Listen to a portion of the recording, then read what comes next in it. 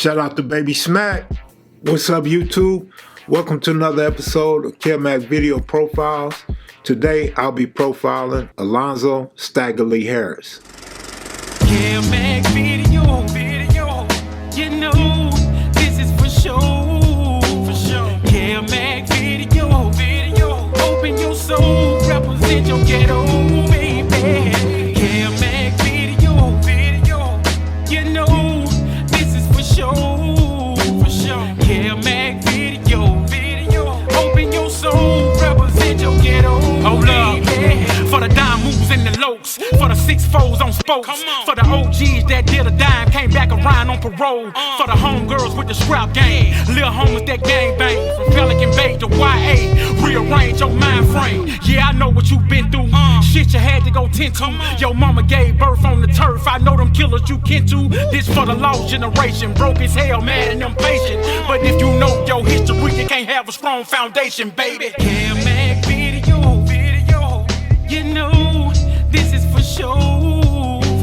Kev Mac video, open your soul, represent your ghetto, baby. Kev Mac video, you know, this is for sure. Kev Mac video, open your soul, represent your ghetto, baby.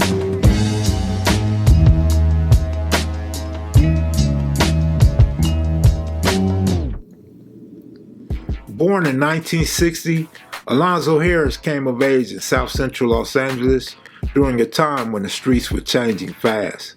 Crack cocaine hadn't hit yet, but poverty, police pressure, and street pride were already setting the stage. Stagg was closely associated with the Harlem Crips in the early 1970s. By the late 1970s, Alonzo had found his way into the ranks of the original Crip 5, a consolidated group of West Side Crips known for getting money. He was also from a set called the Rollin 60 Crips, a rising street organization that would go on to become one of the most recognized Crip gangs in the country. But he moved with a kind of cold confidence that caught people's attention. He had an eye for detail and a mind for planning. His whole get-down was Crippin' first, but a lifetime of robbery next. His name is Staggalee and he's the motherfucking truth. They call him Staggalee, was originally from the Harlems. In the early 70s, he's living up in Bryan. Then he moved to Inglewood, the border of the 60s. Turned neighborhood if niggas talk shit, clocked him. He ran with TQ, Pinky, Crip, Stacy. Domino, Mecca, Steel Bill, pulling capers. He went to prison in 78. Was on the news for robbing the boys' market, he gangster. He had them hands like Iron Mike, was frontline in the race wars. He's beating them out of anger. Had them big muscles, original Crip 5, an elite group of hard Crips. They robbing gangsters in stores and post offices. All the officers looking for them until they catch them. They always watching this. Crazy Sam, TQ, Pinky, and Mad Dot. Yay, Black Dog, they robbing everybody. Robbing and shooting, walking and looting. Give me all your money and your truths, I'm the truth, man. Staggalee coolin', 454 black truck riding in the neighborhood in the morning. Robbing and shooting, walking and looting. Give me all your money and your truths, I'm the truth, man. Staggalee. Stagg's criminal legacy began making headlines in 1978. At 18 years old, he was arrested for robbery at Boys Market, a neighborhood grocery chain located at 3800 West Santa Barbara. What makes the case stand out wasn't just the theft, it was the kidnapping of several store employees during the heist. This wasn't a kid grabbing beer and snacks. This was a full-scale operation with ski masks, hostages, threats, and a clear sense of control. He was later convicted and sent to prison.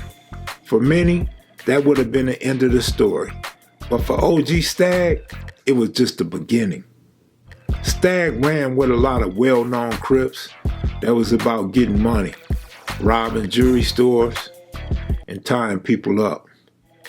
After doing time, Stagg reemerged sharper, colder, and more calculated. Though he was not always charged, he was linked to a string of robberies throughout Southern California. Fast food spots, check cashing joints, jewelry stores, Man, I tell you, if it had anything to do with cash and light security, Stagg knew how to make it disappear. He had accumulated jewelry, nice clothes, nice cars, motorcycles, boats, but didn't brag about it. He was fresh, but didn't showboat. And he didn't talk to outsiders. That silence bought him an extra few months of freedom, even as law enforcement watched him closely. It was the robbery of Lowry's, the prime rib in Beverly Hills, that would mark the beginning of the end for Stagg. In 2008, Staggalee, now nearly 50 years old, had been under surveillance. He was being tracked by Los Angeles police for 27 days, from location to location, as he planned out robberies. Stagg had missed so much of the street life that he became stuck in a time warp.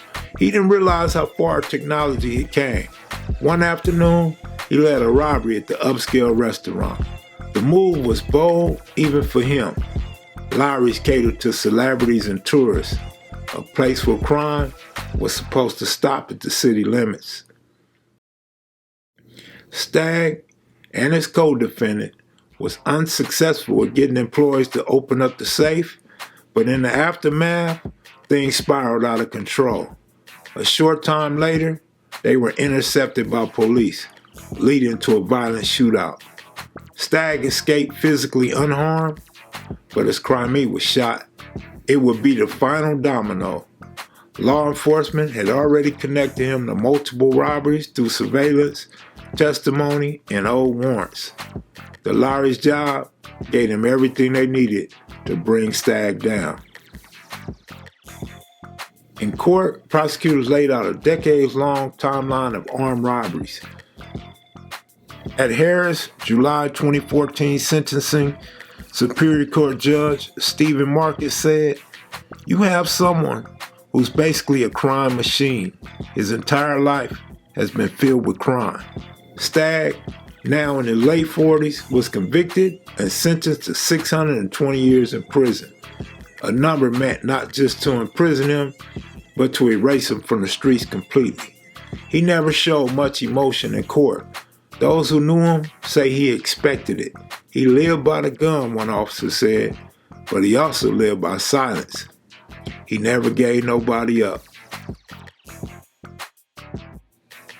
Stagg was a real big homie that functioned with the set.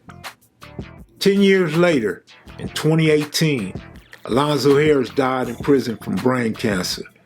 A crowd of mourners from the 30s, 60s, A-Tray gangsters, and Venice shorelines stood outside the Long Beach mortuary.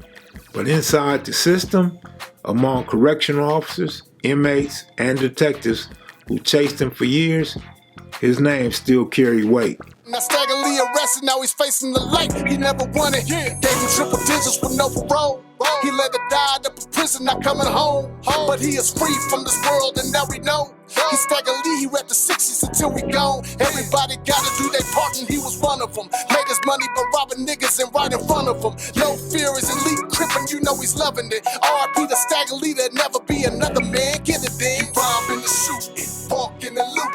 Give me all your money and your jewels, I'm the truth, man. Staggalee coolin', 454 black truck riding in the neighborhood in the moment. Rob in the shooting, walk in the loot. Give me all your money and your jewels, I'm the truth, man. Staggalee coolin', 454 black truck riding in the neighborhood in the moment. May Alonzo Staggalee Harris forever rest in peace. I'm out of here, y'all. Hope y'all enjoyed it. Be sure to click that like button. If you're new to the channel, please subscribe. We profile different people and give a lot of history of individual gangs throughout California. Peace.